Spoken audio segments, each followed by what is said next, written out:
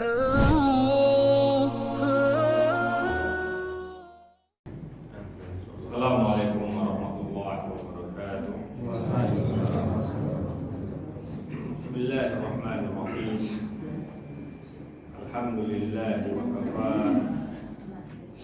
Wassalatu wassalamu ala ibadihi alladhina istafa wa ba'd. Alhamdulillah, Allah Subhanahu wa taala memberikan kita nikmat dan memberikan kita kesempatan sehingga kita bisa bertemu pada pagi ini untuk melanjutkan kajian kita di dalam membaca kitab miliknya Hafiz Al-Hakami, yaitu 200 tanya jawab di dalam masalah keimanan. Sudah sampai pada masalah yang ke-33, insyaallah kita akan lanjutkan pertemuan ini dari masalah yang ke-34. Kita ulangi sedikit. Pertemuan sebelumnya membahas tentang masalah rukun Islam. Rukun Islam yang pertama itu adalah syahadat la ilaha illallah Muhammad Rasulullah, atau lebih kita kenal dengan nama dua kalimat syahadat, yaitu bersaksi bahwa hanya Allah yang berhak untuk diibadahi, hanya Allah yang berhak untuk disembah, dan bersaksi juga bahwa Muhammad adalah Rasul Allah. Dan ini juga sudah kita jelaskan syarat-syaratnya, rukun-rukunnya. Kemudian rukun Islam yang kedua adalah sholat. Dan ibadah sholat itu memiliki keutamaan daripada ibadah yang lain. Kalau kita lihat syariat yang lain itu diturunkan oleh Allah melalui perantaraan Jibril alaihissalam. Adapun syariat sholat Rasulullah langsung mi'raj, yaitu menuju langit menghadap Allah Subhanahu wa taala untuk menerima perintah sholat. Jadi langsung bertemu dengan Allah. Ini menunjukkan akan keutamaannya. Bahkan amalan yang pertama kali ditimbang oleh Allah Subhanahu wa taala pada hari kiamat itu adalah amalan sholat. Kemudian rukun Islam yang ketiga adalah zakat. Apabila sholat itu adalah amalan yang berkaitan dengan badan, setiap orang bisa melakukannya, orang kaya maupun orang miskin itu wajib untuk melaksanakan sholat. Adapun ibadah zakat ini berkaitan dengan ibadah harta, dan nanti dalam kajian fikih dibahas syarat-syaratnya. Jadi orang yang memiliki kelebihan harta yang telah memenuhi syarat itu wajib untuk melakukan zakat.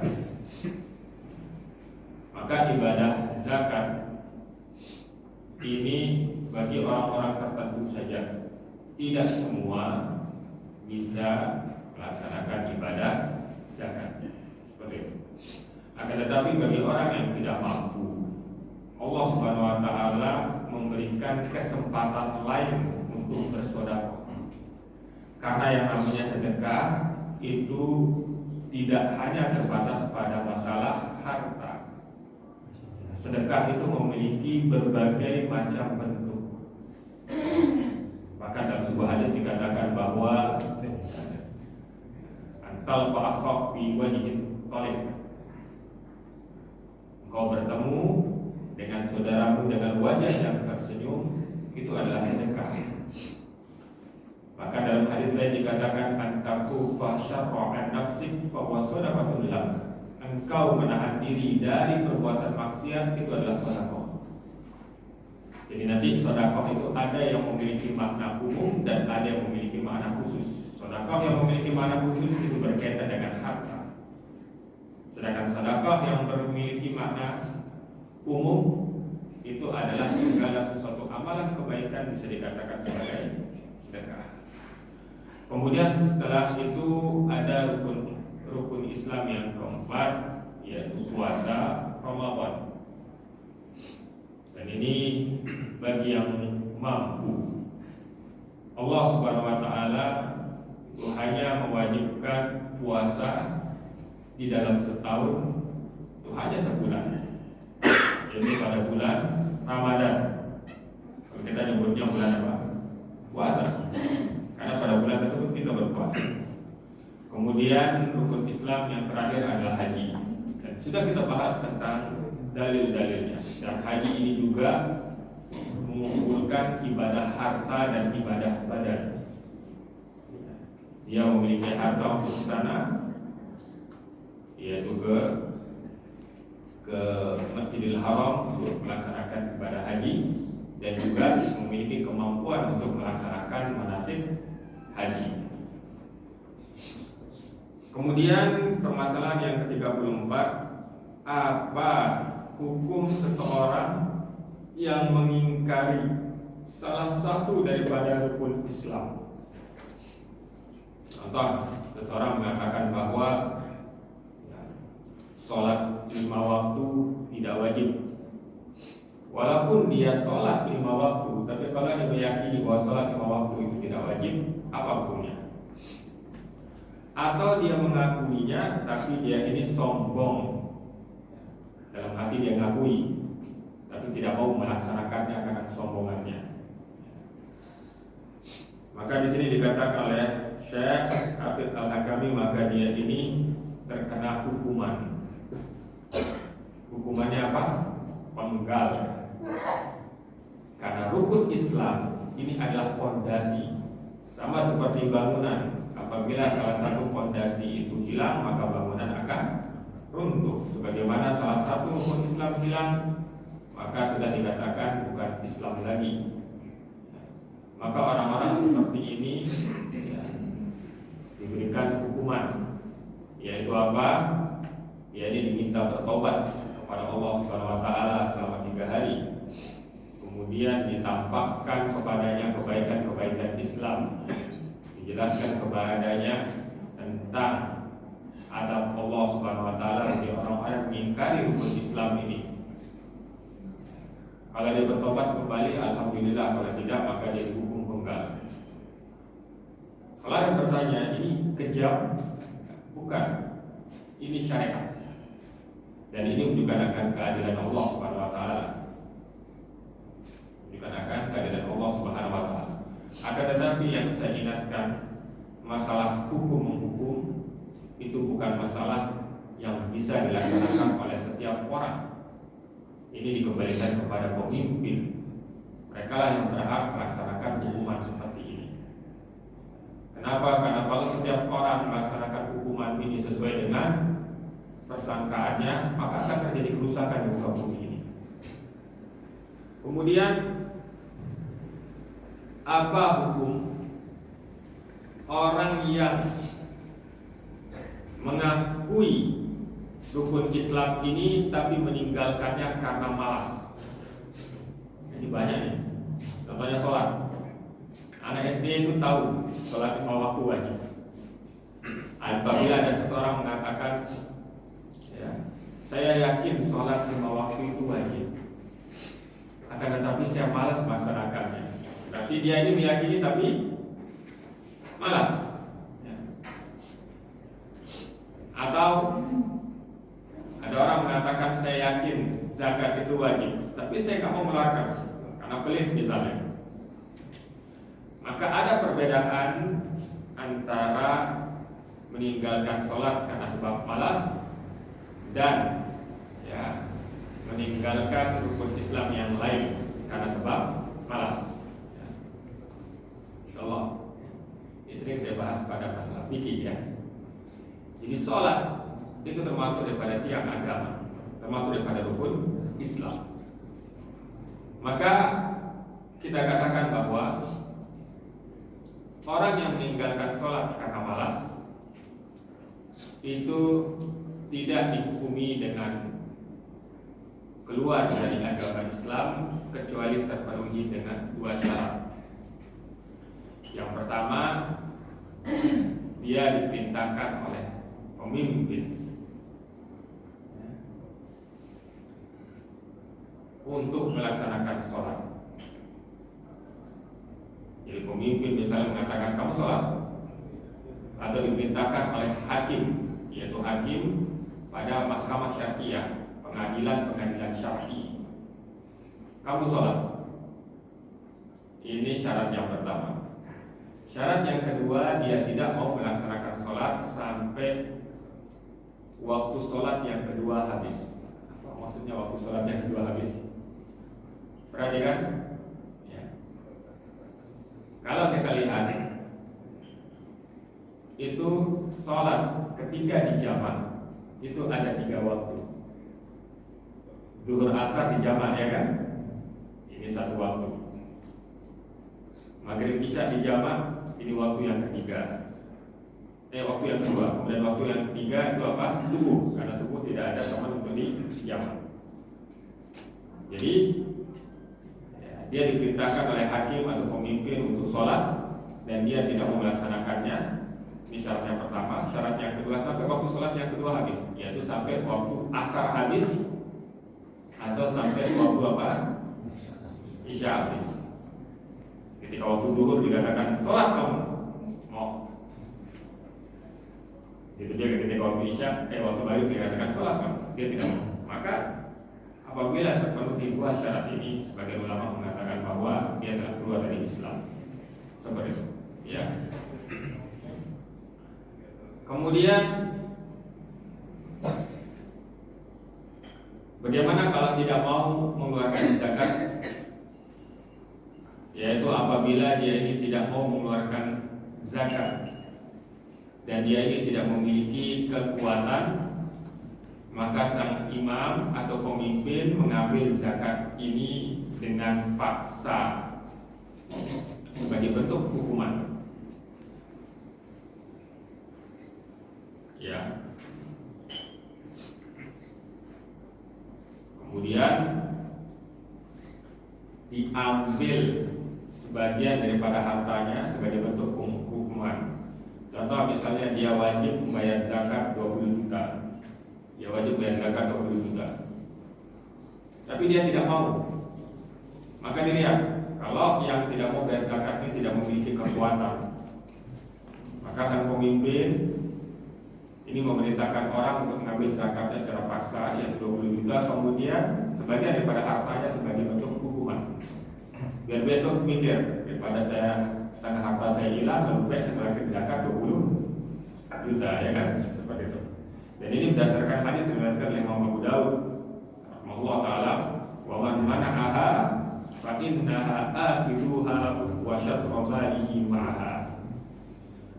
Jadi siapa yang tidak mau mengeluarkan zakat, maka diambil zakat tersebut dengan paksa dan sebagian daripada hartanya. Seperti itu.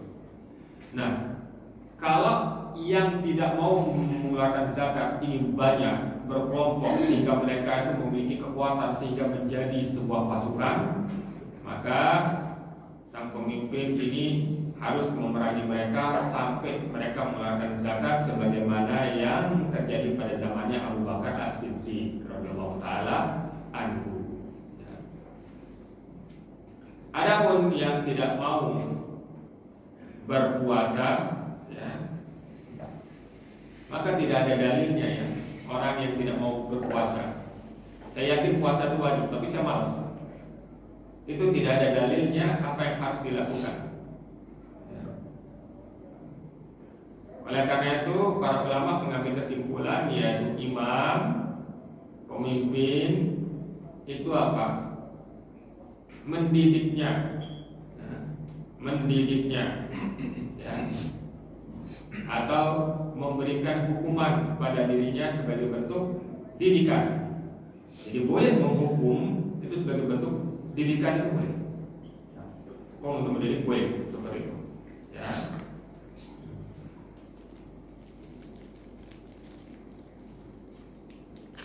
Adapun haji, nah ini haji ini tidak memiliki umur yang terbatas, maka seluruh hidupnya itu adalah waktu yang bisa dia gunakan untuk melaksanakan ibadah haji.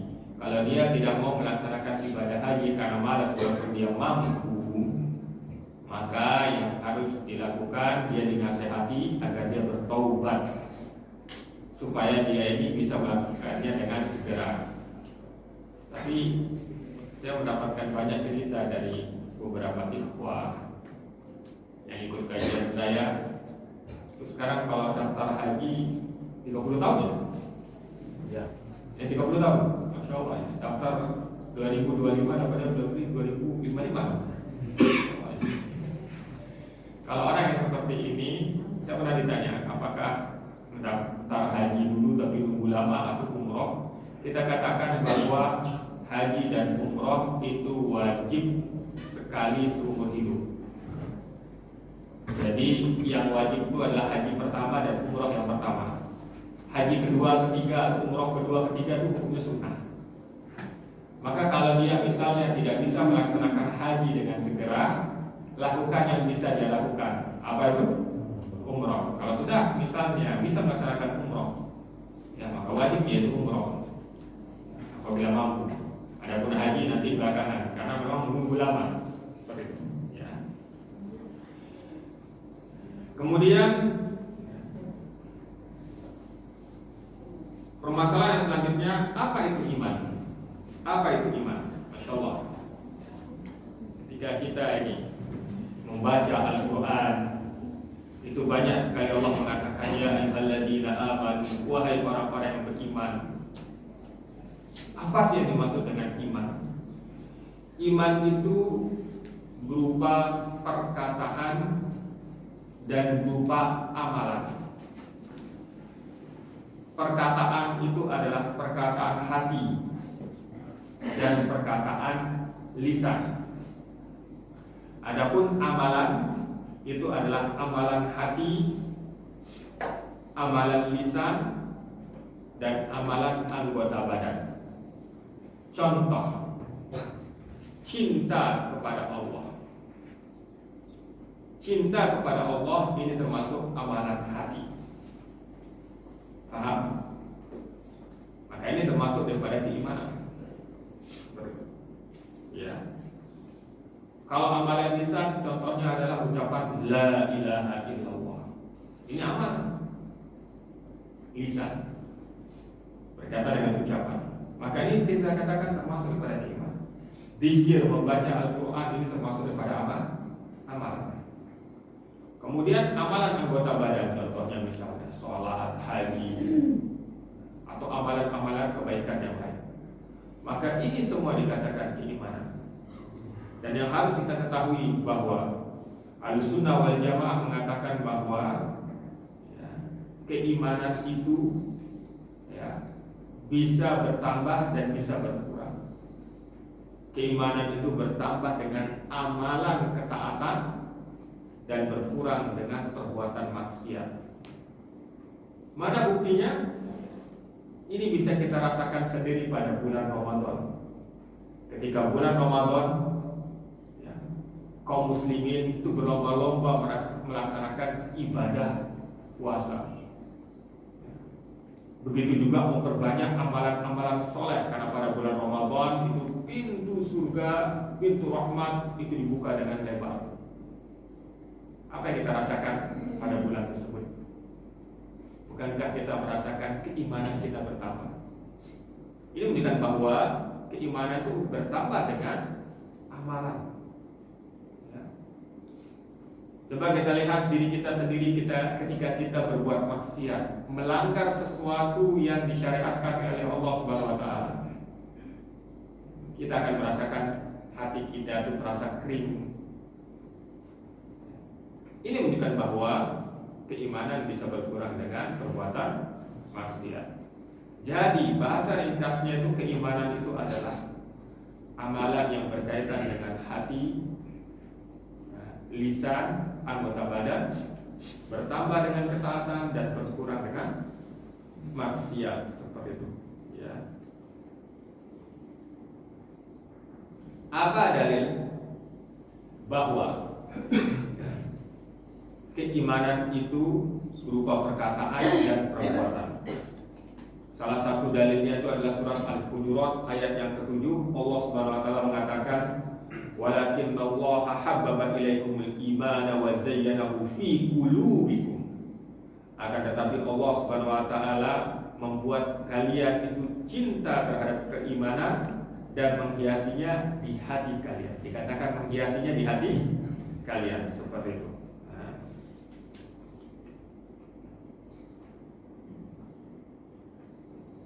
Insyaallah. Dan inilah makna daripada dua kalimat syahadat. Ketika seseorang mengatakan la ilaha illallah Muhammad Rasulullah, maka dia mengakui bahwa Tuhan yang berhak untuk disembah itu hanya Allah Subhanahu wa taala. Dia ini mengakui bahwa ibadah itu hanya untuk Allah, bukan untuk yang selainnya. Ketika dia mengucapkan Muhammad Rasulullah, dia mengakui bahwa Muhammad itu adalah utusan Allah. Ya. Dia ini mengakui bahwa kita ini harus mengikuti apa yang Rasulullah SAW itu ajarkan dan perintahkan, seperti itu, tanpa mengingkari nabi-nabi dan rasul yang lain. Inilah kekhususan kaum muslimin. Kaum muslimin mengakui seluruh nabi dan rasul. Kalau ditanya apakah engkau mengakui Nabi Isa, kita katakan kaum muslimin mengakui Nabi Isa. Apakah engkau mengakui Nabi Musa? Kaum muslimin mengatakan bahwa kami mengakui Nabi Musa. Akan tetapi kaum muslimin menganggap bahwa Isa itu adalah hamba dan rasul Allah, bukan Tuhan yang disembah selain Allah. Paham? Atau juga bukan Tuhan yang disembah bersama Allah, seperti itu. Dan kita mengakui bahwa nabi-nabi tersebut datang dengan syariat. Tapi yang harus kita pahami bahwa ketika Nabi Muhammad SAW diutus, maka kita harus yakin dengan seyakin-yakinnya bahwa syariat yang dibawa oleh Nabi Muhammad menghapuskan syariat nabi-nabi yang terdahulu. Maka kita diwajibkan untuk beriman kepada Nabi Muhammad tanpa mengingkari nabi-nabi dan rasul yang diutus sebelum Nabi Muhammad. Seperti itu. Dan juga Allah Subhanahu wa taala berfirman dalam surat Al-Baqarah ayat 143, "Wa ma kana Allahu liyudhi'a imanakum." Tidaklah Allah Subhanahu wa taala mengingkari iman kalian. Yang dimaksud dengan iman di sini itu adalah salat. Sebagaimana dijelaskan di ikhwan dulu. Pertama kali ketika Nabi dan para sahabat hijrah ke Madinah, salatnya itu menghadap apa dulu? Kemana? Baitul Maqdis, yang ada di Palestina. Dulu awal-awal kiblatnya ke sana sekitar 18 bulan, ada yang mengatakan 17 bulan. Kemudian turunlah syariat untuk memindahkan arah kiblat ke Baitullahil Haram, ke Ka'bah yang ada di Makkah. Maka para sahabat bertanya, bagaimana hukum kita dulu ketika masih menghadap ke Baitul Maqdis? Turunlah ayat ini. Allah Subhanahu wa taala tidak akan menyia-nyiakan iman kalian. Yang dimaksud dengan iman itu adalah salat kalian. Maka di sini bisa kita ketahui bahwa salat merupakan bentuk keimanan. Paham? Begitu, Masya Allah, ya.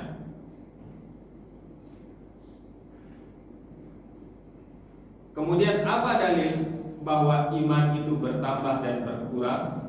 Banyak sekali dalilnya. Allah Subhanahu wa taala berfirman dalam surat Al-Fath, "Liyazdadu imanan ma imanihim." Liyazdadu imanan ma imanihim, agar keimanan itu bertambah.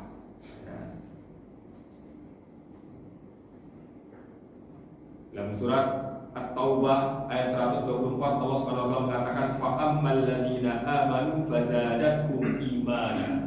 Adapun orang-orang yang beriman akan bertambah keimanan mereka.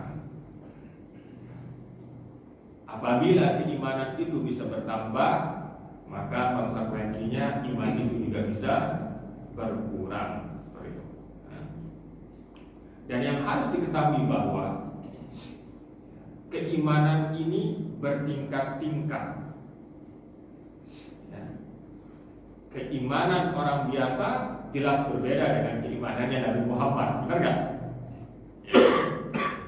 Keimanannya orang biasa jelas berbeda dengan keimanannya para sahabat.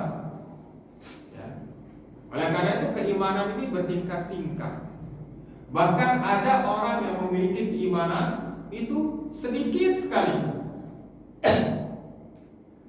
kayak semut. Ya. Paham? Sebagaimana dalam hadis Allah Subhanahu wa taala mengeluarkan dari neraka orang-orang yang memiliki keimanan walaupun hanya sebesar darah.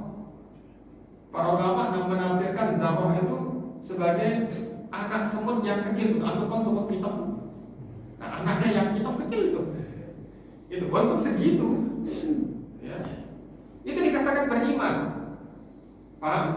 Dan itu bisa menyelamatkan seseorang dari api neraka.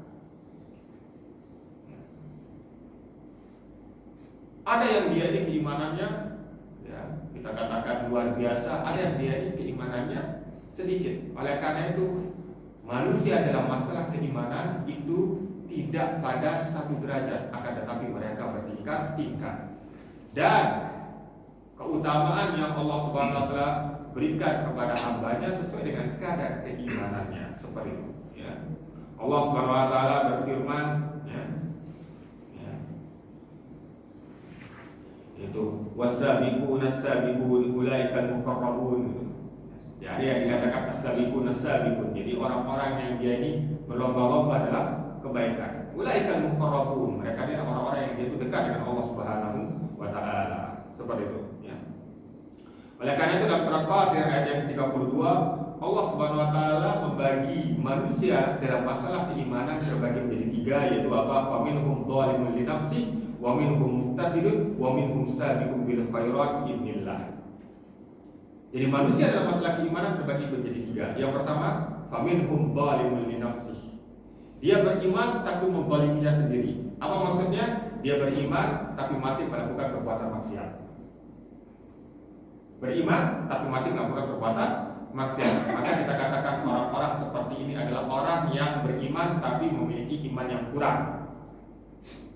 Ya. Kelompok yang kedua, wa minhum muqtasid.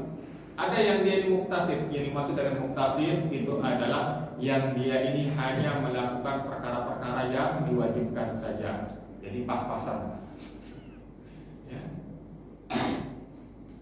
Kelompok yang ketiga ini yang paling baik, wa minhum sabiqun bil khairat. Ada orang yang beriman yang dia ini berlomba-lomba dalam kebaikan, melakukan perbuatan wajib, mengamalkan perbuatan sunnah. Tapi ini semua biidznillah, dengan izin Allah Subhanahu wa taala.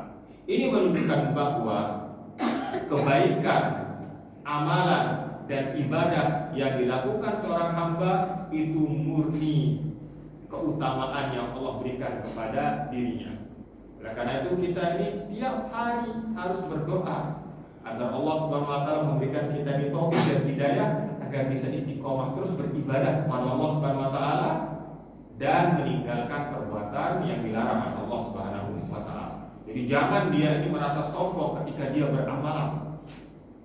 Apabila dia ini melakukan amalan-amalan ibadah, amalan soleh, dia tanamkan dalam hatinya ini murni dari keutamaan Allah Subhanahu wa taala. Paham?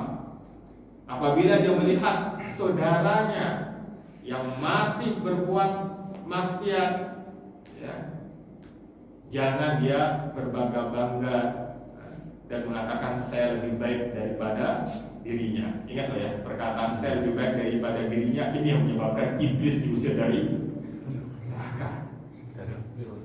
Dari surga apa? Ini yang membuat iblis diusir dari surga. Iblis mengatakan saya lebih baik daripada Adam.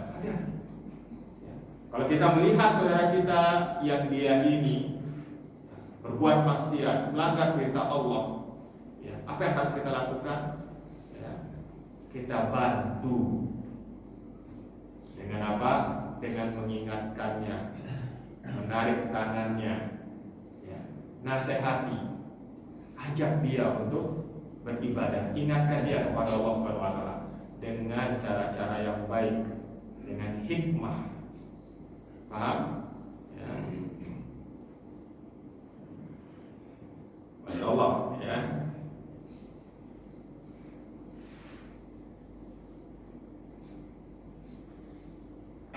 Kemudian pertanyaan yang selanjutnya, kadang-kadang nyebut masalah, kadang-kadang pertanyaan. Masalah yang selanjutnya, apa dalil bahwa iman itu mencakup agama seluruhnya secara mutlak? Maksudnya kalau dikatakan iman itu bisa diartikan iman itu dengan agama seluruhnya. Ya. Ini berdasarkan sabda Nabi Sallallahu Alaihi Wasallam, ya, ketika bertanya kepada utusan dari Abdul Qais, aku memerintahkan kalian untuk iman kepada Allah semata, untuk beriman. Amurukum bil imani billahi wahda. Saya memerintahkan kalian untuk hanya beriman kepada Allah Subhanahu wa taala. Kemudian Rasulullah SAW menjawab, melanjutkan, atadruna mal imanu billahi wahda. Apakah kalian mengetahui apa itu keimanan kepada Allah? Qalu, mereka mengatakan Allah wa rasuluhu a'lam. Allah dan Rasulnya yang lebih tahu. Qala syahadatu an la ilaha illallah wa anna muhammadan rasulullah wa iqamus shalah wa ita'iz zakah wa an tu'addu minal maghnamil khumus. Jadi bersaksi la ilaha illallah dan bersaksi Muhammad Rasulullah, melaksanakan sholat, yang menunaikan zakat, dan engkau ini memberikan ghanimah 1/5. Memberikan ghanimah 1/5. Perhatikan di sini disebutkan kalian diperintahkan untuk iman kepada Allah. Apa itu iman?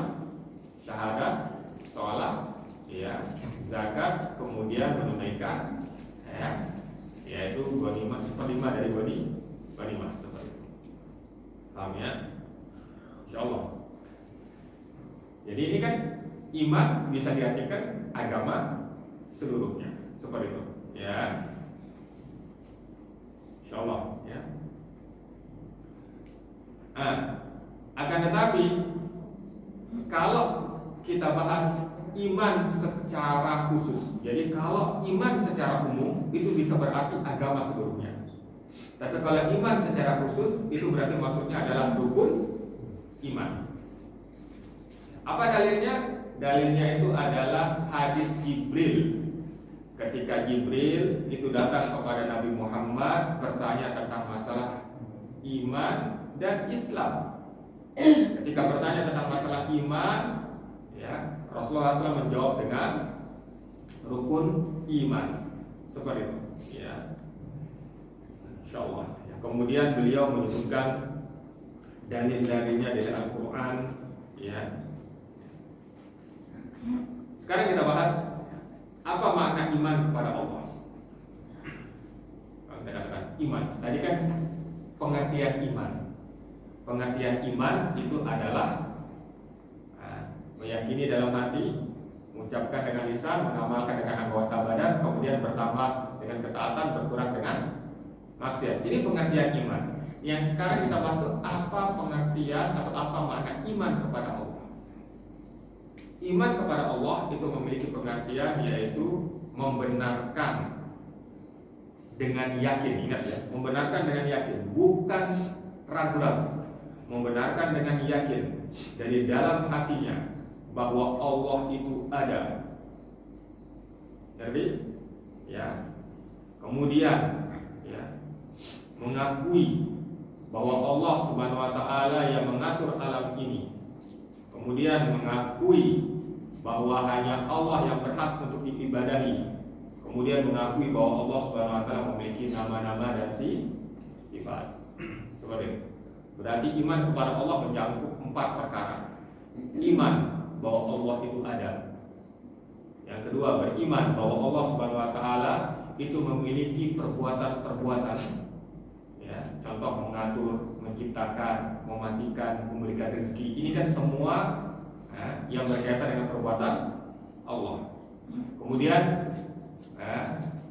meyakini bahwa hanya Allah saja yang berhak untuk diibadahi. Kemudian kita juga meyakini bahwa Allah Subhanahu Wa Taala memiliki nama dan sifat-sifat yang baik, atau lebih dikenal dengan nama Asmaul Husna wa Sifatul Ula.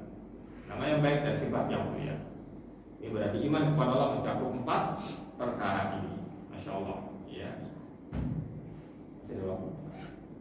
Berapa?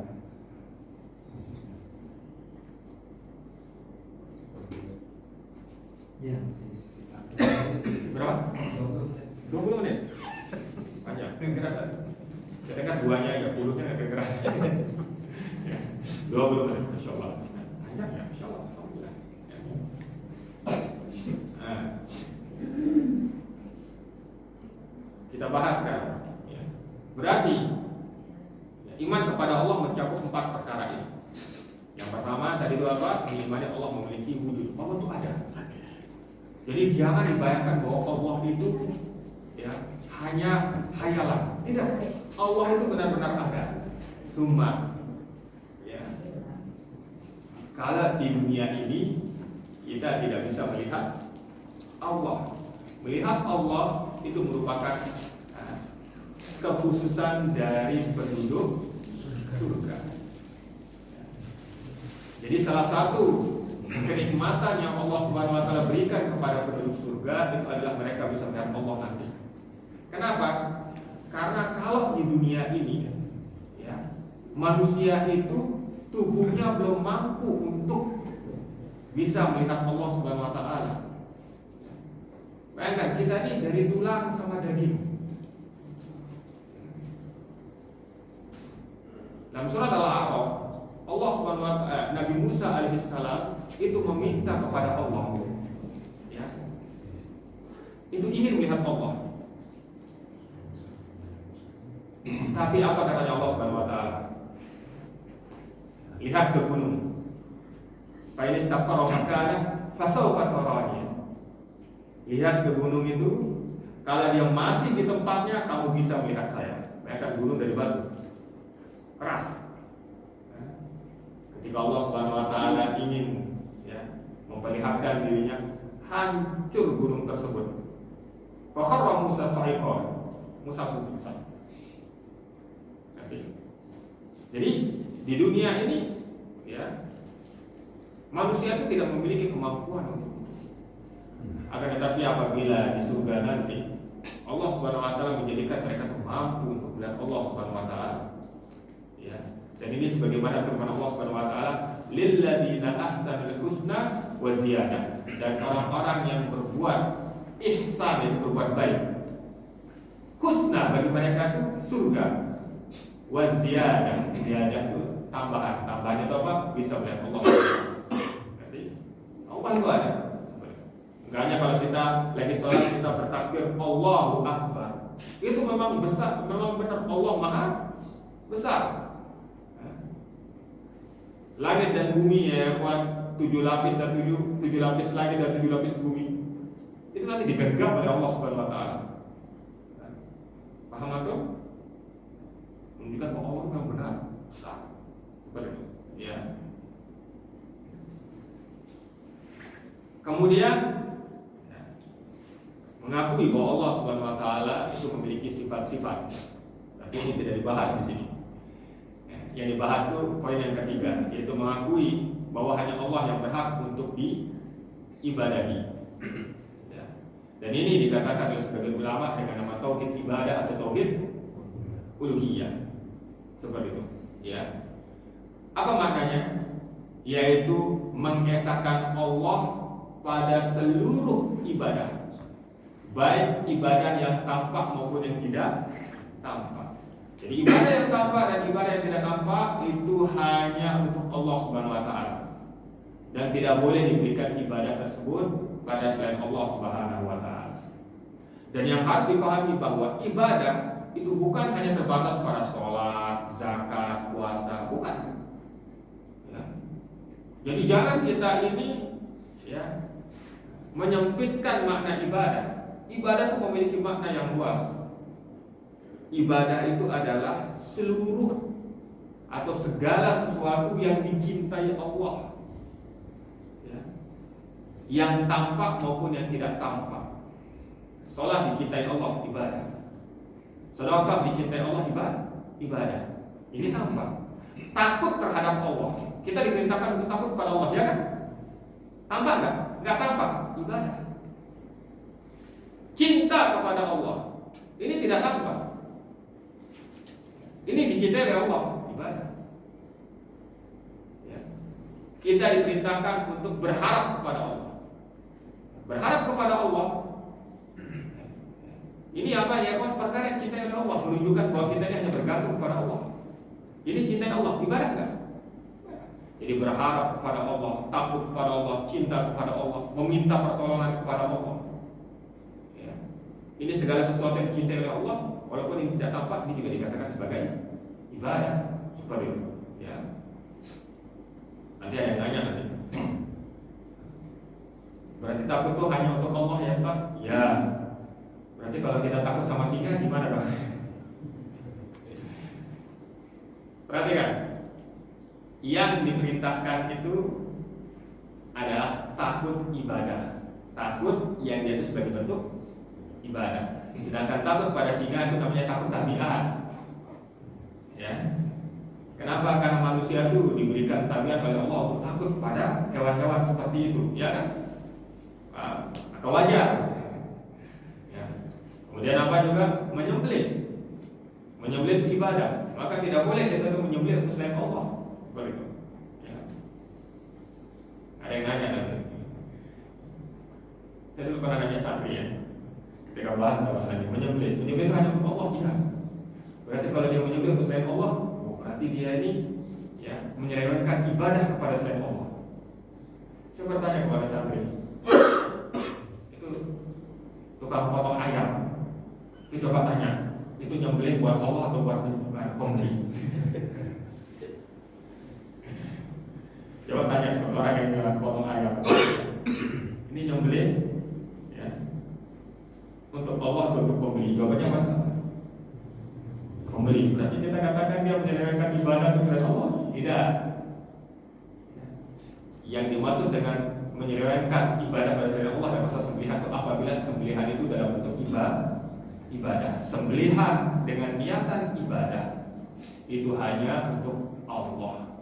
Adapun itu, ini kan jual beli, perkara yang boleh-boleh saja. Ngerti? Ya. Maka kita katakan ya boleh, karena ini bukan ibadah. Ini adalah perkara jual beli, perkara interaksi sosial antara manusia. Ini diperbolehkan tidak? Diperbolehkan. Bahkan seseorang menyembelih niatannya untuk tamu, itu disunahkan ya. Karena termasuk daripada apa? Memuliakan tamu. Tapi apa? Ketika dia menyembelih itu, ya niatnya itu untuk melaksanakan apa ya? Sunnah itu memuliakan tamu. Seperti itu. Jadi harus kita pahami ya. Insyaallah. Apa lawan daripada tauhid uluhiyah? Jadi kalau tauhid uluhiyah atau tauhid ibadah itu kita khususkan hanya untuk Allah. Lawannya apa? Lawannya adalah kesyirikan. Perhatikan, yang namanya kesyirikan itu bukan menyembah selain Allah, bukan. Ya, ada huruf syin, ro sama kaf. Dalam bahasa Arab, perusahaan itu namanya syarikah. Dalam bahasa Arab, perusahaan itu namanya syarikah. Maksudnya apa? Para pemilik modal itu misalnya ada 2 atau 3 orang, yang jelas lebih daripada 1. Mereka bersekutu, ngumpulin modalnya untuk buat perusahaan. Disebut syarikah karena mereka tuh rame-rame bersekutu.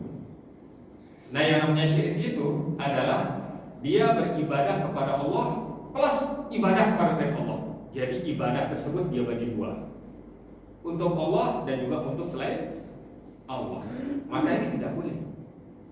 Ini tidak boleh. Paham ya? Jadi yang namanya syirik itu bukan seseorang itu beribadah kepada selain Allah dan tidak beribadah kepada Allah, bukan, tapi mensekutukan Allah dalam masalah ibadah. Dia beribadah kepada Allah plus beribadah kepada selain Allah. Inilah yang namanya kesyirikan. Seperti itu. Ya. Paham? Dan para ulama menjelaskan bahwa yang namanya kesyirikan ini ada yang besar dan ada yang kecil. Kalau syirik yang besar itu bisa mengeluarkan seseorang dari Islam. itu syirik besar. Jadi mengeluarkan seseorang dari Islam dan menghapuskan amalan ibadahnya. Jadi kalau dia sudah keluar dari Islam, amalan ibadahnya terhapuskan, tidak dianggap oleh Allah Subhanahu wa Ta'ala. Insyaallah. Ya.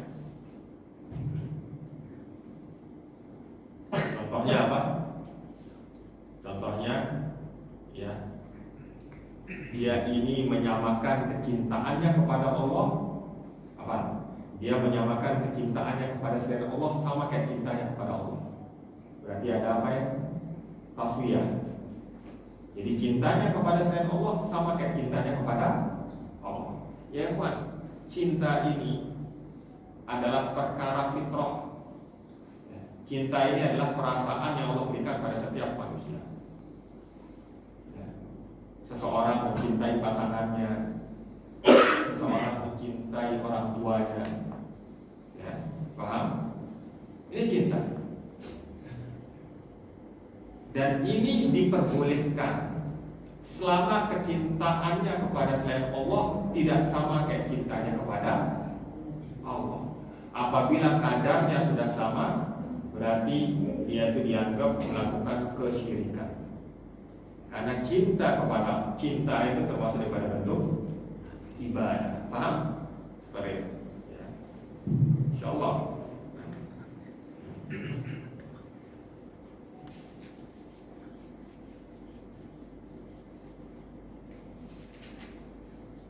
Panjang pembahasannya ya.